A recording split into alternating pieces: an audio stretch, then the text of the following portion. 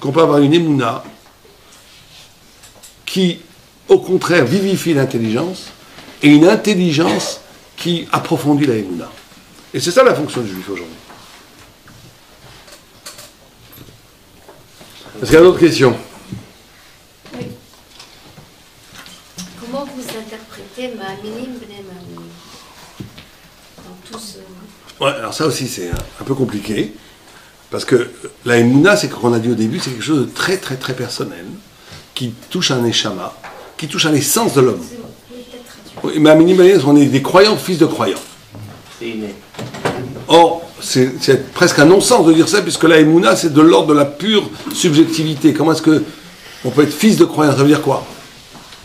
Parce que, effectivement, le juif, même quand il est, et ça c'est un des points les plus extraordinaires du judaïsme aussi, c'est que c'est jamais un poète seul. Le juif, même le plus génial des rabbins, même le plus extraordinaire des rabbins, il sera jamais, il s'inscrit toujours en tant que fils d'Israël. C'est-à-dire sa génialité, il la met toujours au service d'une continuation d'une tradition d'Israël.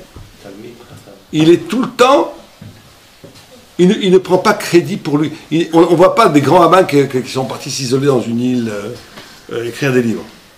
Ils sont toujours au service du peuple juif. Ils sont toujours avec le peuple juif. Parce que c'est la notion, je suis le je suis un des maillons de la chaîne, je suis une des reflets des flammes du grand feu d'Israël, je suis toujours avec Israël. Et donc, je ne retrouve dans ma émouna la émouna de mon grand-père. Même si je l'ai travaillé différemment, mais je retrouve la émouna, je réaffirme la émouna. Mais maintenant, il y a aussi d'autres commentaires qui disent que c'est lié au Sinaï, qui dit que le peuple juif, ça c'est un Nachmanide qui dit que le peuple juif, il sait que Dieu existe, il ne croit pas que Dieu existe. Pourquoi il sait? Parce qu'il a vu au Sinaï. Tout le monde a vu Dieu au Sinaï. Alors tout le monde peut, le Rambam dit, ouais, mais ça c'est que, au point que même les Tosfot, vous savez, les Tosfot, qui sont pourtant pas pas d'un texte mystique, il dit comment c'est que des convertis peuvent étudier la Torah? On ne peut pas étudier la Torah si on n'était pas au Sinaï, c'est impossible. Comment des convertis peuvent étudier la Torah? Or, il y avait des très grands rabbinim dans la Gemara qui étaient des convertis. Rav Yahya, c'est un converti. Ben Bagbag, qu'on chante la chanson, c'est un converti. Onkelou, c'était un converti. Or, il ne peut pas avoir accès à la Torah si n'était pas au Sinaï. Alors, le Tosfot dit qu'ils y étaient. Ils disent que les vrais convertis, les Shamas, étaient au mont Sinaï. Parce que c'est impossible sinon. Impossible. Ils étaient au mont Sinaï. Au point que dans la Mishnah, il n'y a jamais écrit Goy Amid Gayer. Un non-juif qui se convertit. Il y a toujours écrit Aguer Amid Gayer. Comme s'il avait toujours été guerre. Il est né guerre. Le problème du converti, c'est qu'il croit qu'il a choisi les juifs. Il n'a pas choisi les juifs. Si c'est un vrai converti, on l'a choisi. C'est un juif en réalité. C'était un juif perdu. Une âme perdue qui est revenue, etc. T'as pas le Harizal, il n'y a pas de conversion. C'est des Neshamot qui reviennent au bercail. Donc il faut comprendre ça. Que le mont Sinaï, alors justement, le Nachmani, il dit qu'on était tous au Sinaï, mais alors il dit, lui, il n'a pas cette réponse mystique des Tosfot, c'est l'inverse. Il dit, mais alors comment se fait-il que nous, on n'était pas au Sinaï? Il dit, oui, mais le père raconte à son fils. Et un père ne mentira pas à son fils. Ce qui est aberrant, parce que d'abord, il y a plein de pères qui mentent à leur fils. Non? Ça existe, non? Ils montent leur tête. Voilà. Alors qu'est-ce qu'il veut dire par là? Il veut dire que la relation père-fils chez les Juifs, Ma'aminim Bnei Ma'aminim, c'est Sinaï lui. Sinaï, c'est une dimension dans l'être, une dimension ontologique d'essentiel qui se manifeste dans le rapport père-fils. Et quand quelqu'un bafoue le rapport père-fils, il bafoue Sinaï. Ça veut dire que, c'est la émouna, un enfant a une émouna par rapport à son père. Dites à un petit enfant qui a un tigre dans le placard, il va vous croire. C'est pour ça qu'il ne faut jamais trahir ses enfants. Parce que quand on trahit ses enfants, après, il dit ils ont besoin de preuves. Il vous dit moi j'y crois plus, mon père m'a trahi, ça on ne va pas deux fois.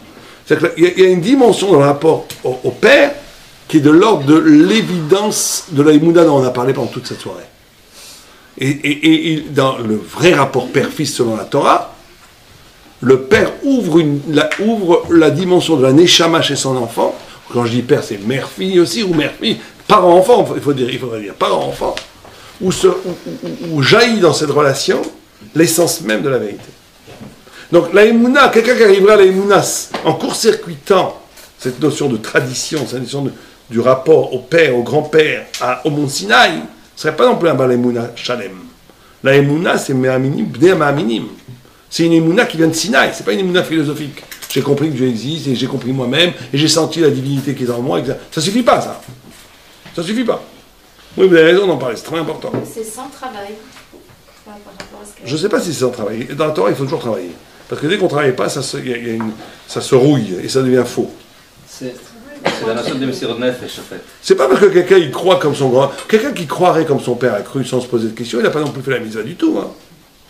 Il dit le paradis Tzrak qu'on donne la notion de chinour dans justement dans ce qui va devenir Arsinaï plus tard, parce que le chinour, l'éducation, c'est toujours une tradition et un renouvellement, les deux en même temps.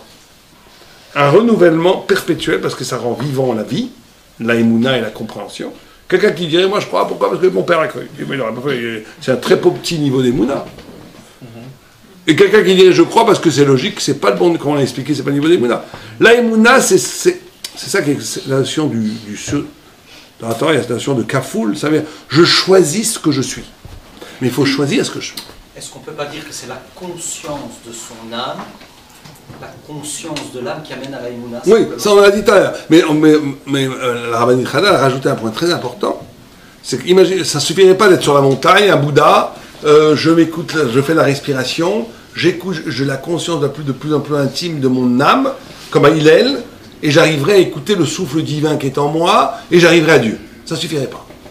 Ça ne suffirait pas parce que je suis un juif. Et un juif, il a une émouna historique, ou transhistorique, une émouna qui est liée à Rabbi Akiva, à Moshe Rabbeinu, à David Amelech, à Shlomo, à tout ce que vous voulez. Transgénérationnel. Ouais. On ne pourrait pas être juif au Japon. C'est dans le monde. Une dernière question, c'est bon? Karina? C'était pour dire aussi que quand un juif, même s'il était le plus loin de la Emouna, on peut dire, quand on va lui dire de Mosar Nefesh, le Kiddush Hashem, tout d'un coup, il se réveille en soi ce chemin Israël qui est prêt à ce Mosar Nefesh. Ça fait partie de cette Emouna Maminim Bnei Maminim. C'est cette Nitzut, cette lumière qui est en lui, qui est en fait transgénérationnelle, héréditaire. Mais c'est vrai que toute la vie, il n'a pas été dans l'Emouna du tout. Donc il y a un problème. Ouais, ce que vous dites, c'est très important, c'est ce que dit aussi le paradis Yitzhak. Il dit que le fait que Yitzhak Avinu était prêt à donner ça, a fait que c'est rendu naturel chez le peuple juif. Oui. C'est-à-dire qu'il y a quelque chose qui s'est inscrit. J'aime pas le mot gêne, mais il y a quelque chose dans l'identité juive. Ça te gêne. Voilà, ça me gêne le mot gêne. Mais on va dire que c'est quelque chose qui fait partie. Le juif. Bon, vous connaissez la blague. On dit que deux juifs ils disent que Dieu existe, ils n'existe pas, et à la fin, ils disent bon, il fallait prier Mincha. C'est à la fin, c'est comme ça. C'est dans le juif. Moi, j'avais eu une fois, j'étais rentré, j'avoue ma faute en public, à Beaubourg. Vous connaissez Beaubourg? J'appelais ça Yeshiva des Sables. J'étais rentré là-bas pour chercher un livre, et tout d'un coup, j'avais ma kippa, comme ça. J'entre à Beaubourg, je vois un vieux juif qui me saute dessus, littéralement, un mâche. Il me saute dessus, hein. Il commence à parler en yiddish, un gars qui était communiste depuis l'âge de 16 ans, qui mangeait à Kippour depuis 50 ans. Jean Krakuski, je ne sais pas comment il s'appelait là, inscrit au parti communiste. Et chaque fois que j'avais besoin de faire certains travaux là-bas, je venais pendant 2 semaines, j'étais là-bas tous les jours.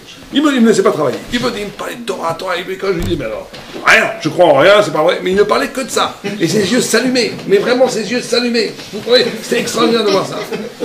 Le pauvre gars était peut-être marié, je ne sais pas qu'il était marié, juif ou pas juif, mais il était perdu. Depuis 50 ans, il était communiste. Et je voyais que quand il me voyait, c'est comme s'il renaissait. C'était la femme dont vous parlez. Ouais. Excusez-moi, monsieur, mais la croyance en Dieu, la émouna en Dieu, ne passe pas par la croyance en Rabbi Akiva. C'est pas que je veux... Oui. Mais elle passe... La prise de conscience, elle passe par la prise de conscience que Bereshit bara Elokim et Hashamayim Taret. C'est bien avant Rabbi Akiva, bien avant Abraham. Ça me semble essentiel. Oui, mais il faut faire attention à ce que vous avez raison et vous avez tort. Vous avez raison que le rapport à Dieu transcende tout autre rapport. Mais vous savez qu'on dit à la Torah que celui qui touche la Torah avec les mains nues, il devient impur. Ça veut dire quoi symboliquement? C'est une halakha. Vous touchez la Torah, il faut vous faire les tchétchédaïm. Mais ça veut dire aussi que celui qui a une relation directe avec la parole de Dieu sans passer par les sages d'Israël, il devient impur. Pourquoi? Non, mais il y a un Parce que- cheminement. Pourquoi? Bien sûr. Pourquoi? Parce que la vérité, elle est double. Il y a la vérité et il y a le rapport à la vérité. La vérité, elle est détenue par Dieu, pas personne d'autre. C'est lui qui détient la vérité. Mais l'initiation du rapport à le rapport à la vérité doit être lui-même un rapport de vérité. Sinon, on peut tomber dans toutes les dérives subjectivistes. Regardez chez les protestants, chacun lit le texte comme il veut, ça fait 1000 sectes. Et tout le monde a la même idée de Dieu.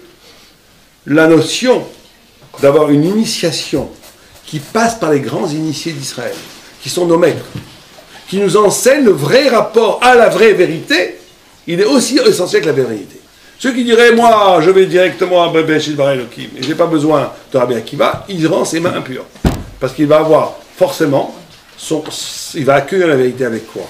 Avec quoi il va accueillir la vérité? Non, il y a un départ. Il va accueillir la vérité avec sa subjectivité à lui, qui a été formée par les claques qu'il a reçues de sa grand-mère, par les films qu'il a vus à la télé, par les livres qu'il a lus, et qui va complètement en vérité pervertir la vérité de Dieu. Or, les sages d'Israël vont nous enseigner comment nous purifier. Il y a aussi des techniques d'études. Il y a une herméneutique, il y a une exégèse. Il y a une révélation sinaïque qui n'est pas simplement la vérité, mais qui est aussi le rapport à la vérité, qui est toutes les lois de la Torah Sheba'al Peh, etc., etc. Donc, en vérité, il ne faut pas séparer les deux. Il faut effectivement, à un moment donné, ne pas confondre. Il y a une vérité. La Torah écrite, ce n'est pas la Torah orale. La Torah écrite a un statut ontologique plus haut que la Torah orale. La preuve, c'est qu'on n'a pas le droit de mettre une Mishnah sur un Chumash. Le Chumash est plus important que la Mishnah, puisque c'est la parole de Dieu lui-même. Alors que la Mishnah, c'est comment cette vérité a été accueillie. Mais sans Mishnah, on ne peut pas avoir accès au Chumash. Bien, on va être là pour les questions.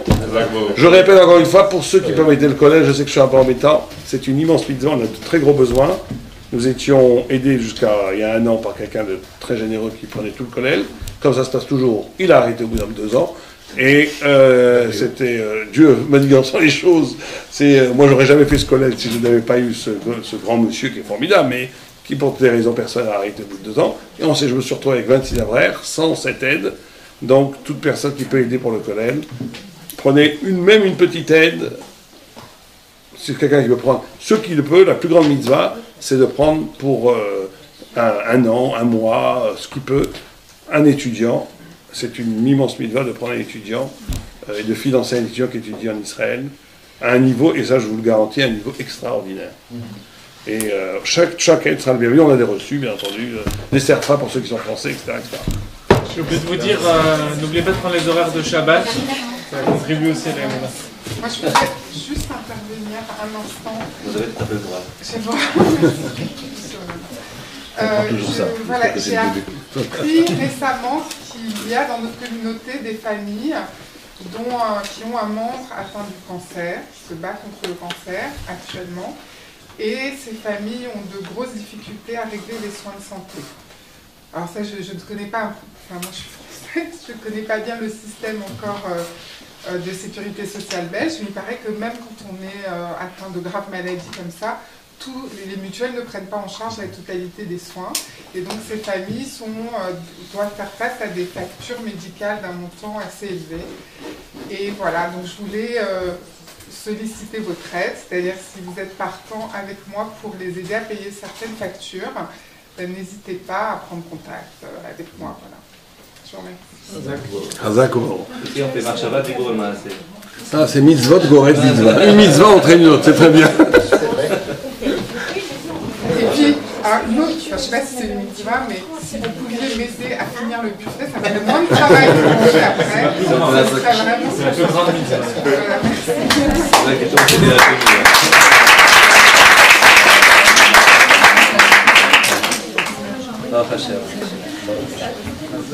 Il faut arrêter.